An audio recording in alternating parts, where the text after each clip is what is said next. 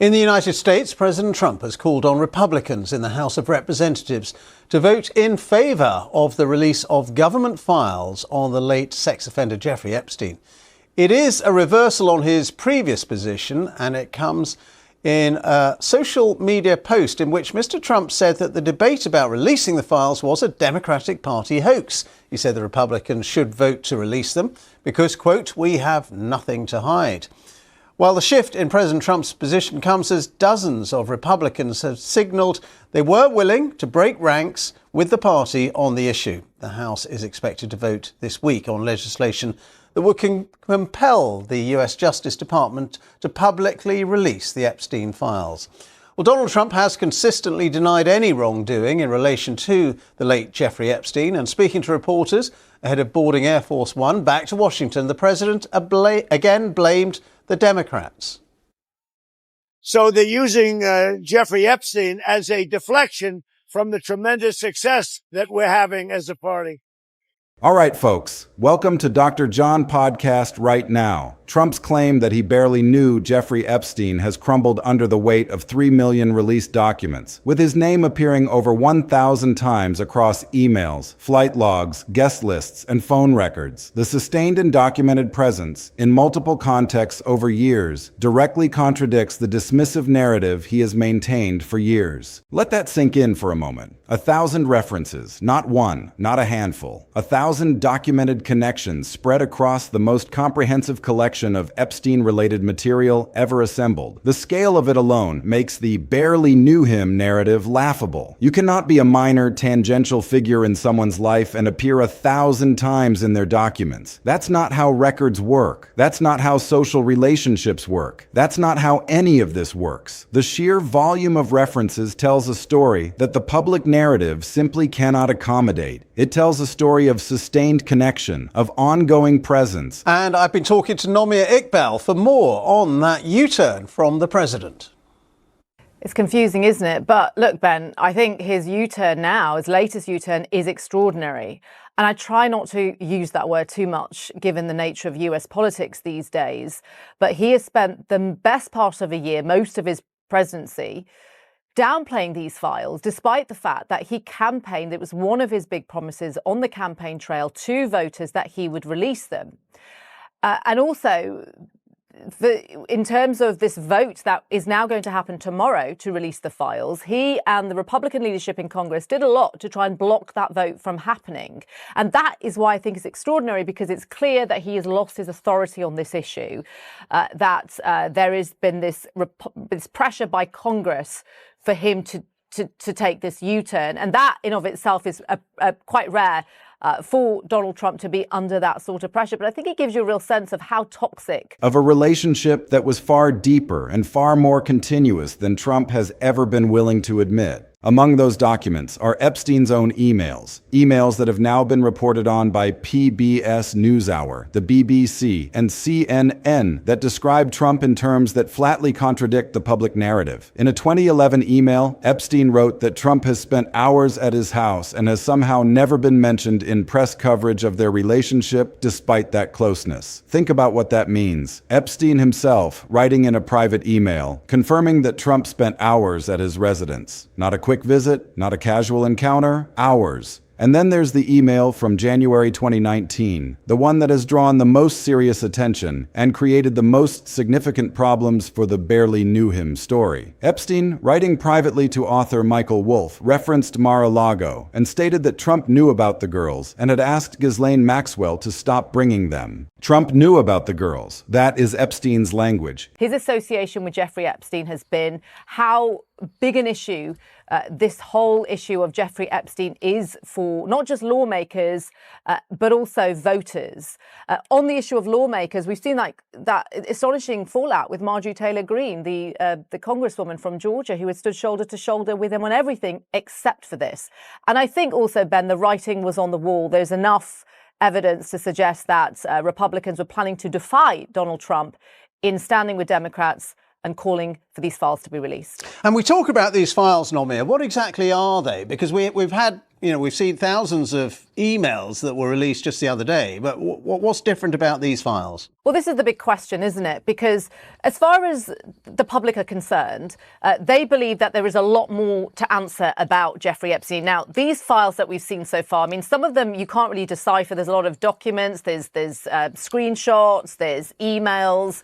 People are looking for some sort of smoking gun. In Epstein's own private email to another person, about Trump specifically, directly and explicitly contradicting the public claim that Trump had no knowledge of what Epstein was doing and no involvement in the world around him. Can you believe this? The man spent years telling everyone he barely knew Jeffrey Epstein, and Epstein's own emails say Trump knew about the girls and asked Maxwell to stop. Those two things cannot both be true. One of them is the documented record written by Epstein in real time in a private email he never expected to become public. The other is a public narrative constructed and maintained for years in the face of that record. The documents are winning that contest in a way that is now genuinely difficult to explain away. But here's the part of this story that really tells you everything about the current moment. Because it is not just the documents and the emails and the 1,000+ references that make this story so significant right now. It is the reaction. It is what happened inside the Trump White House when these files started moving toward public release.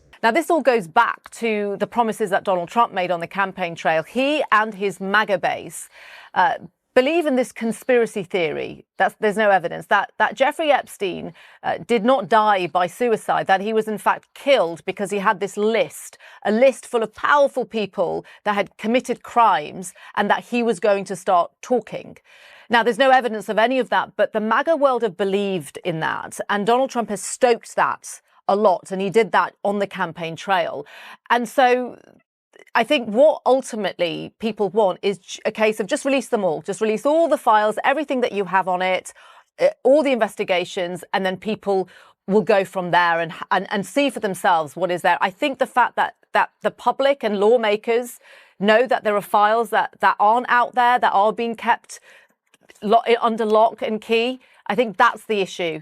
And they just want all those files released. But as I say, that vote is due to happen tomorrow, and all the evidence so far suggests that it will pass, and then it will go onto Donald Trump's desk. The New York Times Magazine published a detailed investigation describing multiple Situation Room meetings, where Trump's top advisors gathered specifically to plan for the release of the Epstein files and manage the political fallout. They feared devastating consequences from the emails and logs. They debated whether to push DOJ to slow walk or selectively withhold the Trump-related material. They prepared talking points that blamed Democrats for a smear campaign and leaned heavily on the long-standing claim that Trump had once banned Epstein from Mar-a-Lago. Emergency meetings in the Situation Room about a dead pedophile's emails, about damage control, about what the documents were going to show about the president, and what story to tell the public while it was being shown. That is a cover-up. Not a cover-up of a crime necessarily, because no court has found Trump guilty of any Epstein-related conduct, and that needs to be said clearly. But a cover-up of the relationship, a cover-up of the knowledge, a cover-up of the decades-long social world they shared, and a cover-up that is now being blown apart in public page by page, email by email, reference by reference, as the documents keep coming and the story keeps getting harder to hold together. The shift in Trump's public story over time is itself a major part of this scandal. In the 2000s, Trump was on the record calling Epstein a terrific guy, his words, and saying Epstein liked beautiful women on the younger side. That is a direct quote from Trump himself on tape from that era. They moved in the same social circles, they were photographed together, they attended the same events. Mar-a-Lago was part of their shared social world.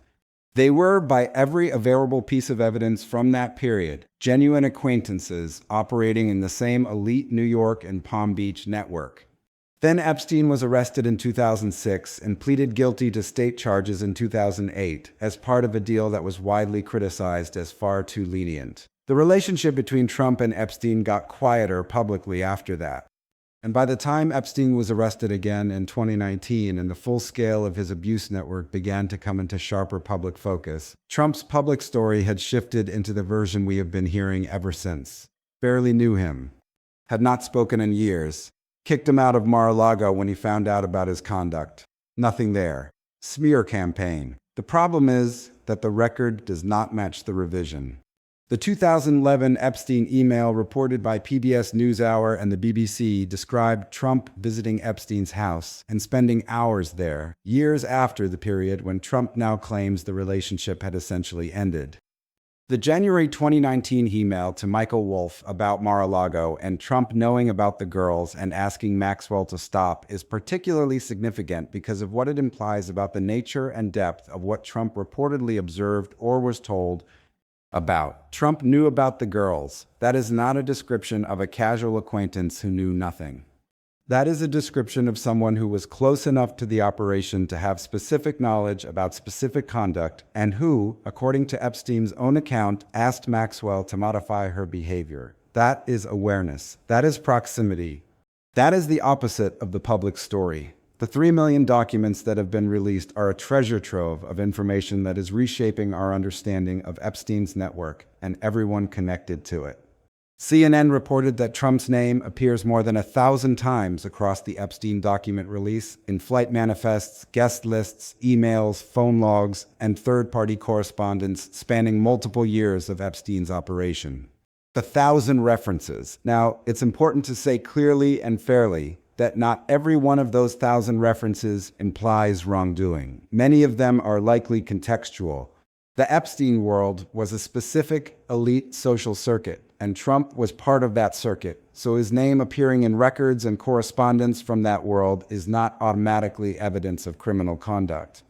But what 1,000 references in the documents does prove is that the social and personal relationship between Trump and Epstein was substantially deeper and more continuous than barely knew him and had not spoken to him in years. The scale of the record makes the public narrative impossible to maintain credibly. You cannot be a minor, tangential, barely there figure in someone's life and appear 1,000 times in their documents. That's not how relationships work. That's not how documentation works. That's not how any of this works. The sheer volume of references tells a story that the public narrative simply cannot accommodate. It tells a story of sustained connection, of ongoing presence, of a relationship that was far deeper and far more continuous than Trump has ever been willing to admit. The White House freakout that the New York Times Magazine documented is in some ways the most revealing and most important piece of this entire story. And it deserves serious attention because what it describes goes well beyond standard political damage control. The article draws on multiple sources who were inside or near those conversations, and it describes a White House in genuine crisis mode over the impending release of Epstein documents. Multiple Situation Room meetings. The actual Situation Room. The room where the country's most serious national security and crisis decisions are made. The room reserved for the highest stakes moments of any administration. Trump's senior advisors gathered specifically to plan for the file release and manage what they described internally as the threat of devastating political fallout. They were afraid of what was in those documents. Afraid specifically of emails and logs that would show Trump's connections to Epstein more clearly and more directly than the barely knew him story could accommodate. Trump's senior team met in the White House Situation Room to debate whether to use DOJ control to slow walk or selectively withhold Epstein-related documents, while preparing talking points to preemptively shape the narrative. That's not political messaging, it's the executive branch leveraging institutional power to manage accountability, and sources were willing to put it on the record. The broader institutional question that BBC reporting, congressional investigators, and victims advocates have been raising consistently is one of the most important long-term dimensions of this entire story. How much of the Epstein record is still sealed and unavailable to the public? Who is making the decisions about what gets released and what stays redacted? And is the institution that is supposed to be making those decisions on behalf of the public, the Justice Department, actually operating independently in this case? Given that the president, whose political and reputational interests are most directly at stake in those decisions, is the same person who controls that institution and appoints the people who run it. BBC reporting and multiple victims' lawyers and members of Congress have all made the same fundamental point. Partial and selective releases of the Epstein files are themselves a form of cover-up because they create the appearance of transparency while allowing the most significant and most damaging material to remain hidden. Full accountability for what happened in that network, for everyone involved at every level, requires full disclosure. Not managed disclosure, not politically filtered disclosure. Full disclosure, administered by institutions with no stake in the outcome. The fact that we're even having this conversation is itself a sign of how compromised the process has become. When the person whose name appears more than 1,000 times in the documents controls the institution that decides what gets released, that's not accountability. That's the opposite of accountability. That's the fox guarding the henhouse. That's the person with the most to lose, controlling the process that could expose what they're trying to hide. Let's examine the timeline of Trump's shifting story because it reveals a pattern of deliberate revision that is itself evidence of something being hidden. In the 2000s, Trump was on the record calling Epstein a terrific guy and saying Epstein liked beautiful women on the younger side. Those are his words, on tape from that era. They moved in the same social circles, they were photographed together, they attended the same events. Mar-a-Lago was part of their shared social world. By every available piece of evidence from that period, they were genuine acquaintances operating in the same elite New York and Palm Beach network. Then Epstein was arrested in 2006 and pleaded guilty to state charges in 2008. The relationship got quieter publicly after that. But then came the 2019 arrest, and suddenly Trump's story shifted dramatically. Suddenly he barely knew the guy. Suddenly he hadn't spoken to him in years. Suddenly he had kicked him out of Mar-a-Lago when he found out about his conduct. That shift is itself suspicious. It doesn't track with what we know from the earlier period. It doesn't track with what the documents show. It's a classic cover-up pattern. When the truth becomes inconvenient, you change the story. You minimize the relationship. You claim ignorance. You create distance. And you hope that people will accept the new version and stop asking questions about the old one. But the problem with that strategy is that documents don't forget, records don't forget, emails don't forget. And the more documents that come out, the harder it becomes to maintain the fiction. The 2011 Epstein email is particularly damaging to Trump's narrative. Epstein wrote that Trump had spent hours at his house and had somehow never been mentioned in press coverage of their relationship, despite that closeness. That's Epstein himself saying that Trump spent hours at his residence. That's not a quick visit. That's not a casual encounter. That's hours. And it's Epstein himself confirming that there was a closeness that the press had somehow missed. Why would Epstein write that if it wasn't true? Why would he lie in a private email about something that could easily be verified? The answer is that he wouldn't. The email is a contemporaneous record of what Epstein believed to be true about his relationship with Trump. And what he believed was that they were close enough for Trump to spend hours at his house. The January 2019 email to Michael Wolff is even more damaging. Epstein wrote that Trump knew about the girls and had asked Ghislaine Maxwell to stop bringing them. That's not just a description of a casual acquaintance. That's a description of someone who had specific knowledge about specific conduct. Someone who was close enough to the operation to observe what was happening. Someone who was involved enough to ask Maxwell to change her behavior. And it's Epstein himself, in his own words, saying that Trump knew. This is the most direct contradiction of the public narrative that exists anywhere in the documents. Trump says he knew nothing. Epstein says he knew about the girls. Those two statements cannot both be true. The fact that this is all coming out now, in 2026, is itself significant. The documents have been sitting there for years. The information has been available to investigators and journalists who knew where to look. But it's only now, with the massive document release, that the full picture is becoming clear to the public. And the picture is not pretty. It shows a sustained and documented relationship between Trump and Epstein that went far beyond casual acquaintance. It shows that Trump was present in Epstein's world in ways he has never acknowledged. It shows that Epstein believed Trump had knowledge of his activities with underage girls. And it shows that the White House was so concerned about what the documents would reveal that they held emergency meetings in the Situation Room to plan how to manage the fallout. This is not a scandal that's going to blow over. The documents are out there now. They've been reported on by major news organizations. The public has access to them. And every new batch that gets released adds more detail to the picture. The legal implications are still uncertain. No court has found Trump guilty of any Epstein-related conduct, but the political implications are already devastating. The gap between what Trump said happened and what the documents show happened is becoming impossible to ignore. And the more the documents come out, the wider that gap becomes. The Justice Department, under Trump's control, has been overseeing the Epstein document release, a fundamental conflict of interest, with Situation Room meetings documented showing active efforts to slow walk and selectively withhold Trump-related material. That's a cover-up of the truth, now being blown apart by the very documents it was designed to suppress, with victims and the public deserving full independent transparency. The full picture of where we are right now is devastating for anyone who has been following this story closely. Trump has spent years publicly and repeatedly maintaining that he barely knew Jeffrey Epstein and had nothing relevant to hide about that relationship or that world. 3 million documents released by courts and the Justice Department say his name over 1,000 times in records spanning years of Epstein's operation. Epstein's own private emails from 2011 describe Trump spending hours at his house. Epstein's own private 2019 email to Michael Wolff says Trump knew about the girls and asked Maxwell to stop bringing them. The White House held emergency meetings in the actual Situation Room.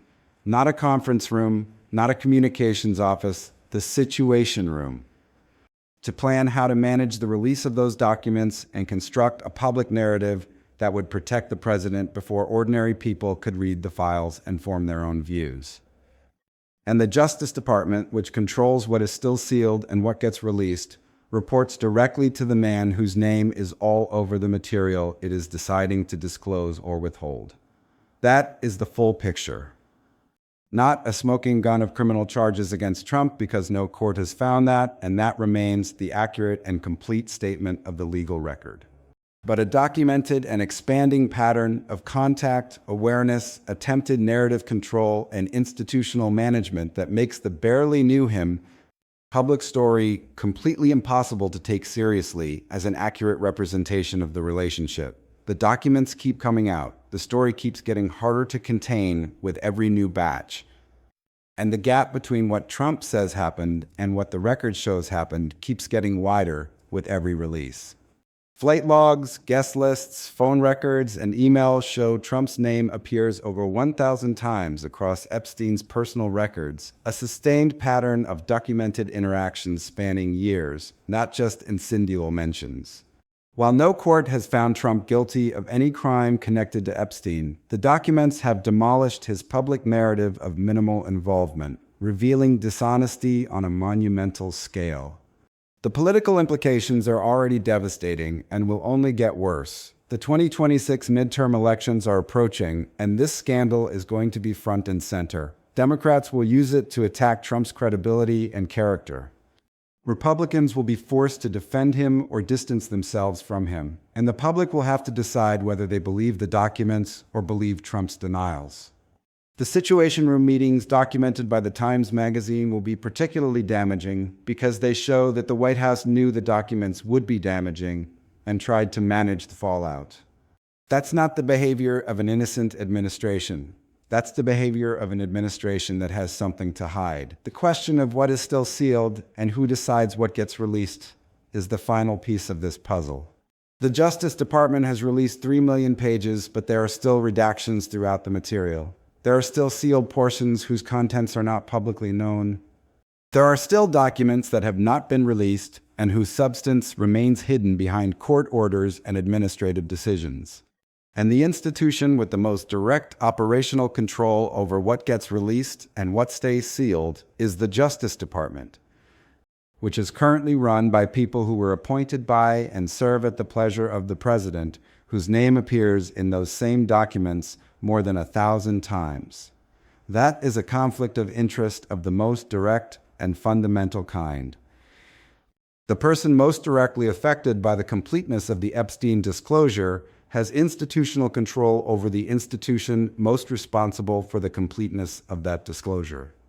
The Situation Room meetings described in the Times Magazine piece provide documented source evidence that the people around that president were actively thinking about how to use that institutional position to manage and limit what the public learns about the contents of those files. That evidence of intent matters as much as the documents themselves, because it tells you that the filtering of information about this story is not just a theoretical possibility, but a documented pattern of behavior that was already being planned and executed in real time inside the White House.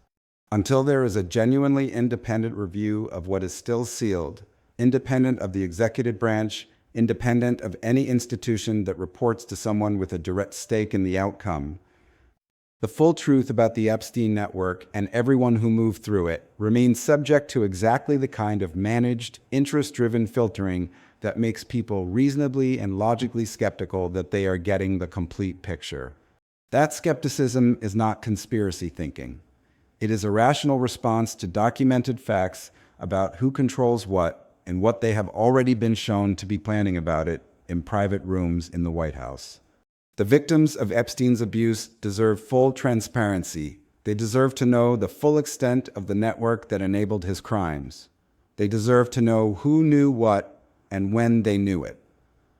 And they deserve to have a process for uncovering the truth that is not controlled by people with a vested interest in suppressing it. The current process does not meet that standard. The White House was actively managing the release of the documents.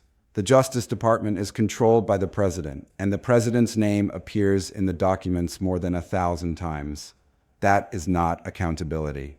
That is the appearance of accountability masking the reality of control. Trump is not the only powerful figure in the Epstein files, but he is the one who was president, and the one who held Situation Room meetings to manage the release of documents. The barely knew him narrative is dead. The documents prove it false. The questions now are whether Congress will investigate White House interference and whether full accountability will ever be achieved.